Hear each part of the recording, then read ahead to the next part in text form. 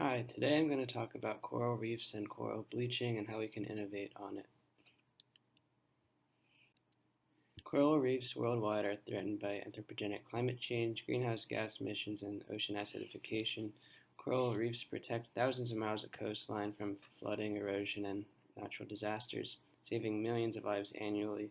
500 million people rely on coral reefs, and 50% of coral reefs have already died. However, half of all coral reefs have been destroyed due to overfishing, population pollution, temperature rise, and ocean acidification. By the end of the century, all of the corals are expected to be gone, and if nothing is done, the root cause is fossil fuel production and emissions, and there have been several mass coral bleaching events that were unprecedented before the 21st century. Coral bleaching is when corals expel their symbiotic algae living in them when they become stressed by climate change stresses, temperature rise, or pH levels. The main problems are finding the most effective way to restore coral reefs, mitigate coral bleaching. Coral populations are decreasing, so we should increase their population and make the coral reefs healthy. Corals are sensitive to temperature, and with global warming, we should keep the reefs cool. And coral reefs are sensitive to acidification or pH levels, which are decreasing or becoming more acidic. So we should increase pH levels. Fish populations are declining due to the lack of coral reefs, and coral reefs also benefit from fish populations.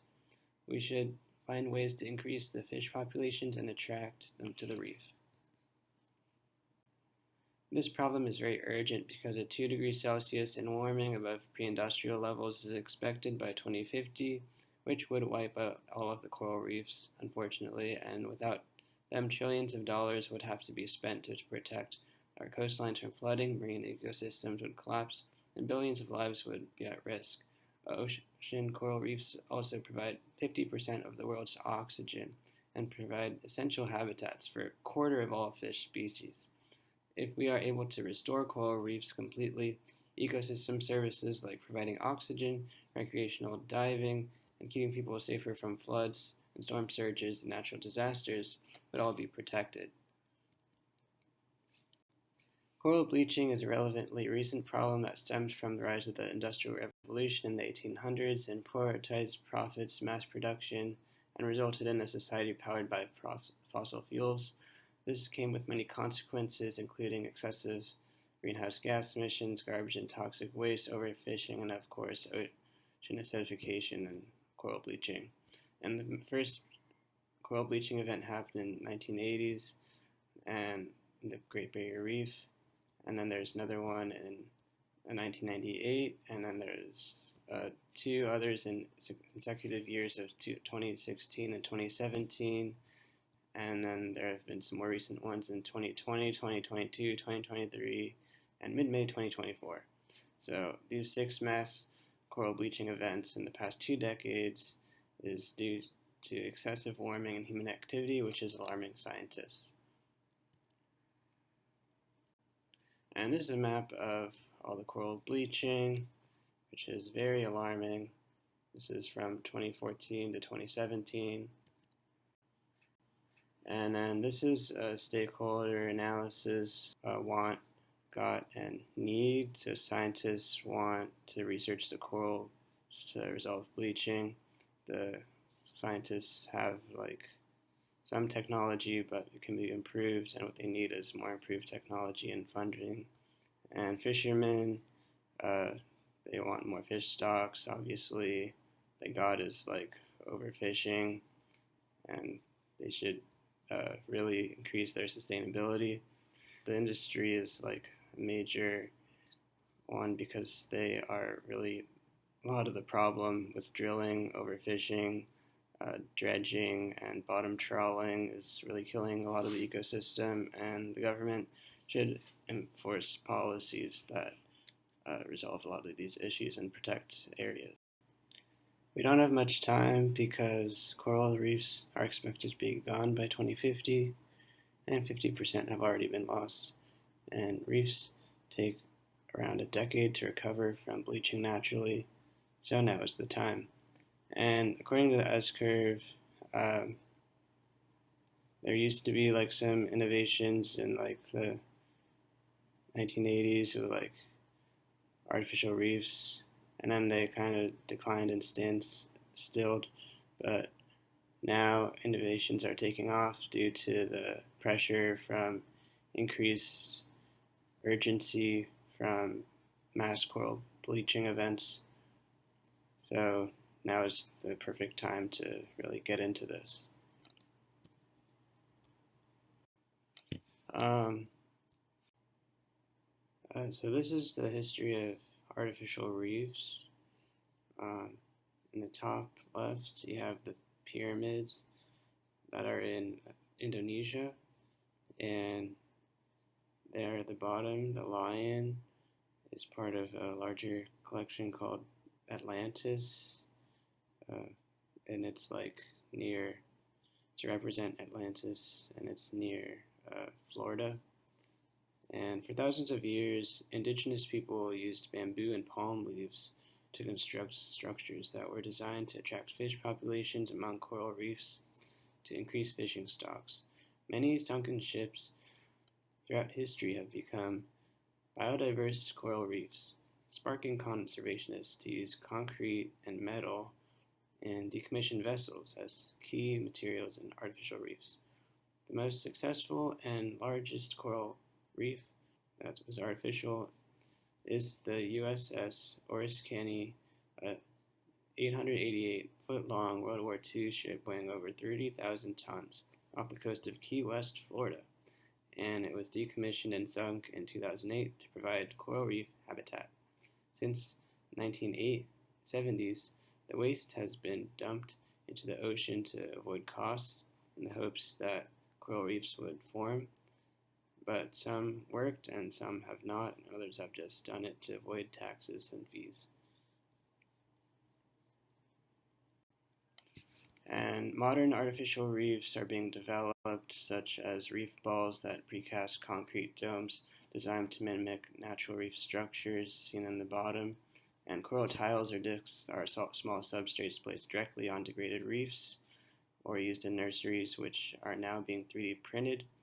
And ropes and PVC pipes are used in coral gardening, where fragments are grown for being attached to natural reefs. These can also be metal, and it's shown they are really used widespread in nurseries. And these structures provide immediate settlement surfaces and habitat. Complexity and shipwrecks are used, and tires are used, but it's not the best material. Only 8% of the oceans have been deemed a marine protected area, and this is a map of all the marine protected areas. The ones in blue are totally protected completely, and then the ones in green are less protected, and we should increase the amount of marine protected areas. Only 2% of the ocean is completely off limits for commercial activity, and limitations include the expensive cost of managing them, and the size of them can be too large to manage them or too small to have an impact, and a lot of political impact is involved in there. But it's crucial that we have these marine protected areas to prevent overfishing, pollution, development, and oceanic mining and drilling.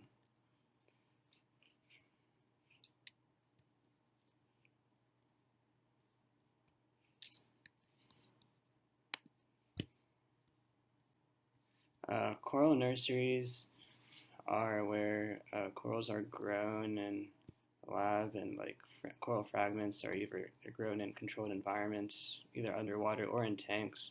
And these are cost effective, and they allow for rapid scaling of restoration efforts, and they're widely implemented in regions like the Caribbean, Southeast Asia, and the Great Barrier Reef. Supercorals are a form of gene editing, and it is evolving. It's an evolving restoration technique where scientists use genetics to form corals that are more tolerant to heat and pH to assist from and evolve the corals that are being threatened by bleaching.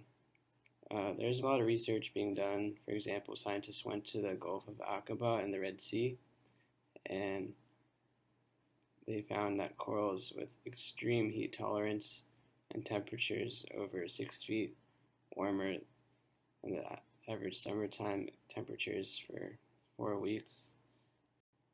Underwater drones are essential for monitoring progress on restoration sites efficiently. Typically, divers have to monitor the coral reefs and take photos by hand. Now, with drones, cameras can capture progress much faster and easier and higher quality. Drones have been used for other methods as well, such as collecting samples from whale snot and delivering packages to researchers. Nereids are made of natural or synthetic NIPA hydrogel, which is a material that absorbs heat, turns white, and shrinks as it undergoes a phase change. And this is one of the examples that are methods to cool the reef. Each gram of NIPA can cool 10 grams of water by up to 1 degrees. Cool 10 grams of water by up to 1 degree Celsius. And seawater air conditioning is a renewable energy resource that connects to homes and is a power water-based air conditioning that can cool the reefs and give you air conditioning. The thermoelectric cooling system, as shown, can really benefit coral reefs and reverse bleaching. Scientists found that using them can reverse their bleaching in as little as 12 hours. And this device is powered by a solar generator. And the pros is that it efficiently reverses the bleaching and saving the coral. And cons is that I only found like 1 or 2 studies on this, but this seems really promising. Ocean carbon sequestration methods aim to reduce carbon dioxide from the atmosphere and the ocean by using the ocean's natural ability to absorb carbon primarily through techniques like ocean fertilization, nutrient system like phytoplankton growth, seaweed cultivation and sinking, direct injection of captured CO2 in the deep ocean, and alkalinity enhancement, adding minerals to increase the ocean's capacity to absorb CO2 and improve the pH. And it can become stored in the deep ocean and remain sequestered for long periods of time. And this is marine permaculture, which is another innovation that optimizes the use of seaweed cultivation to absorb CO2 from the atmosphere, increase the productivity of the coral reefs, and provide economic value from the seaweed itself, and cool the temperature of the ocean. But in turn, it needs a cooling mechanism to prevent global warming from killing it. So it needs a deep ocean pump. It's very promising, and this is an upwelling deep water pump, which is like it sounds. It pumps up the deep water, which is cooler, and mixes it with the warm water in the surface and with the nutrients in the water too that absorb CO2 and also decrease the amount of warming.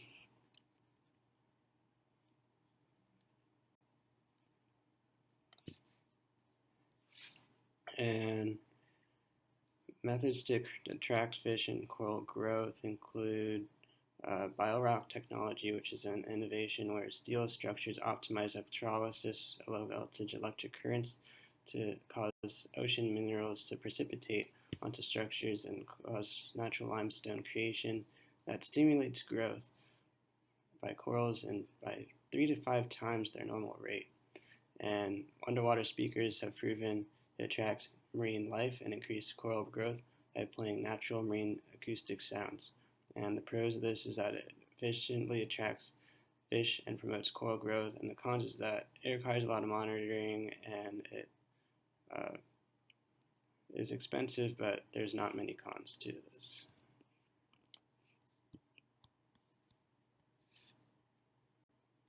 Artificial reefs are part of what doesn't work. I mean, some artificial reefs work, but it depends on the material, like PVC pipes and some forms of trash and junk just really don't work because PVC pipes and plastic can turn into microplastic as it degrades, and the tires can release toxic chemicals over time, and that's not good. And so you have to use the right methods. And using coral fragments that only are of one coral species isn't good either. It should be multiple coral species to prevent low genetic biodiversity. And you should also address emitting carbon emissions and climate change. And this is a steeped analysis, which basically is how patterns and trends are currently over different criteria and scales. So sociocultural includes fishing culture, which is a major social and traditional thing because we've been fishing for forever. And seafood is like really increasing in demand, which puts more pressure on the fishing industry, and recreation industry is like we want to visit more coral reefs and increase tourism and diving, and if corals bleach, then this is going to decline, and we want to keep traditions. So I could go on about all these different trends, like the disaster relief on the economic side is going to be huge if we don't address climate change and coral bleaching. And the legality of all this is really important too. We need to protect the coral reefs as much as possible. And different approaches to different innovations include cooling the reef, combating bleaching, growing coral reefs and corals themselves, and attracting fish and biodiversity, carbon sequestering, genetics and research, and also improving upon natural solutions, which I'm about to do. And scales include like large scale is more rare and small scale is more common, but we really need some large scale change because small scale is more manageable. Bleached reefs have a lot of potential to still become living reefs, so we need to get those recently bleached reefs unbleached before it's too late and they die. And healthy reefs, there's differences between bleached reefs, healthy reefs, and like areas where you can like build reefs, because you can't like build an artificial reef on an already healthy reef. And bleached reefs need their own situation as well. And the location of improving upon coral bleaching is really important too. My proposed innovation includes combining innovations that have previously been mentioned in this video, including reef balls and bio-rock, underwater speakers, carbon sequestering methods, and thermoelectric cooling systems. And this is a chart that helps me rank all of them, and I rate it out of 10 using consistency, which has been done before or well, feasibility, which means that it can be done and is cost effective, consonance, which is like how adaptive and how much an advantage, which is how much of it is going to make a difference. And the drone, hydrogel, marine permaculture, coral music, and bio-rock were leading the pack over 30. So those were the most effective I found, but it's hard to rank them. Factors that determine the best proposal include deploying work, scaling, active monitoring, different kinds of coral reefs, and funding. This is a cool coral drone that would be essential for monitoring, cooling the ocean, and promoting coral growth. The coral would move from bleached reef to bleached reef, restoring the corals one area at a time. It would be equipped with an underwater speaker to attract the fish and algae, NIPA hydrogel structure on the tail of the drone cooling the reef, and a thermoelectric cooling device that attaches and grapples that would restore the corals going from coral to coral. The thermoelectric cooling device can restore the coral in 12 hours. With 10 or more of these in the reef, the whole reef can be restored in as little as a single day. And an alkalinity enhancing chemicals can also be added. The drone can also have an active monitoring camera that captures and analyzes the data efficiently, and it can be programmed to go along a certain path or manually controlled from a boat or a research center. AI could be added to the drone in the future that would further reduce the amount of work required. Architectural innovation is the NIPA for cooling and the speaker to attract the fish around a deep water pump for circulation and further cooling. The buoy would have a wave or a solar generator attached to the thermoelectric cooling devices to be placed on the corals. Extra cool to reverse bleaching. These buoys could be deployed around the coral reef, and monitoring would be necessary, and it should stay in the area for at least 24 hours in each place.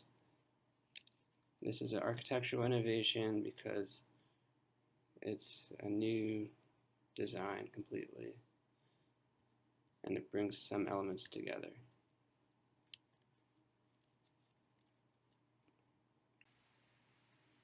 This is a reef ball, a high-tech reef ball, which would be an incremental innovation because it builds upon the current idea of a reef ball.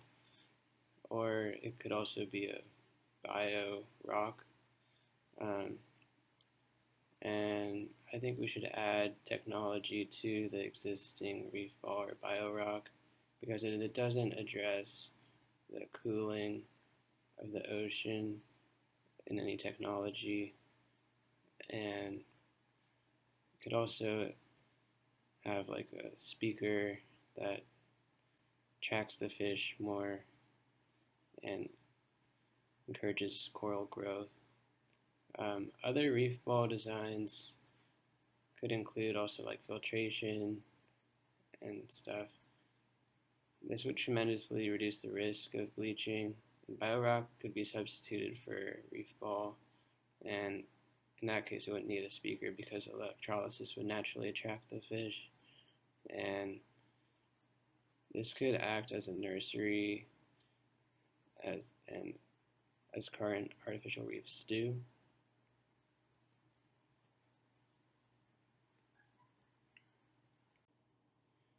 This is a process innovation here called the bioreef, and this would combat coral bleaching and restore coral growth, and it should be built near a city or town. The coral rocks are excellent artificial reefs that can easily be assembled and attach fish and stimulate coral growth through its low voltage steel material, and the upwelling or deep water pump circulates the water, bringing the cool water from the deeper parts to the shallower parts and cooling the reefs. And marine permaculture is the most natural and economically valuable method to combat coral bleaching, and this can be combined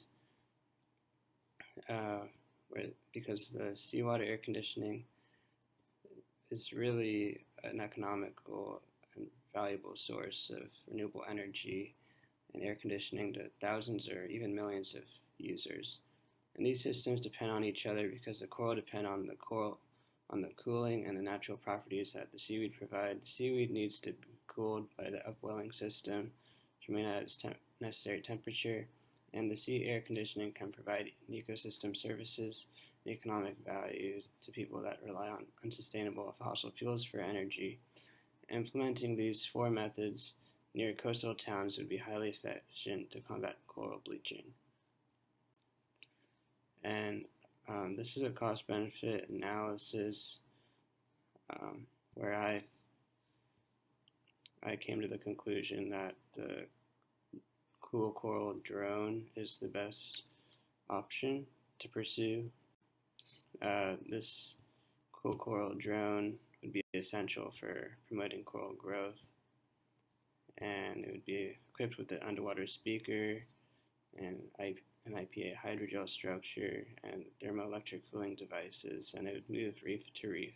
So this, I think, would be the most effective to reverse coral bleaching.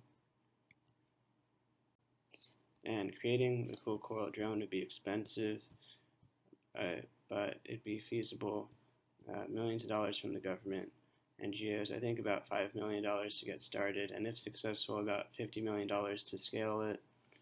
Prototype drone costs between $300 and $2,000, and about for a speaker, about $50, and about $100 or so for hydrogel, which I couldn't find the price for, and then estimated $2,000 to $5,000 per drone, like if it's like has necessary materials all combined at its final stage. And I think this would be feasible if in the long run.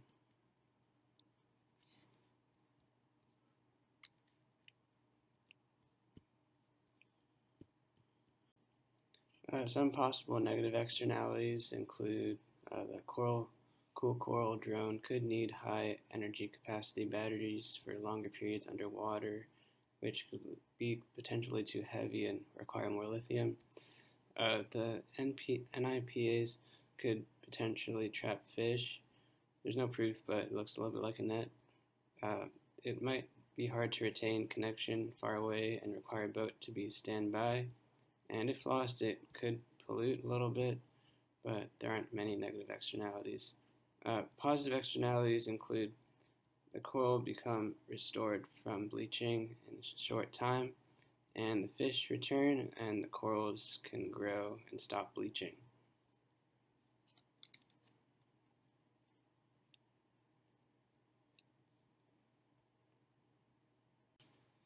The standalone utility would increase because the drone would have cooling mechanisms and underwater speakers in addition to the active monitoring cameras that can restore bleached coral.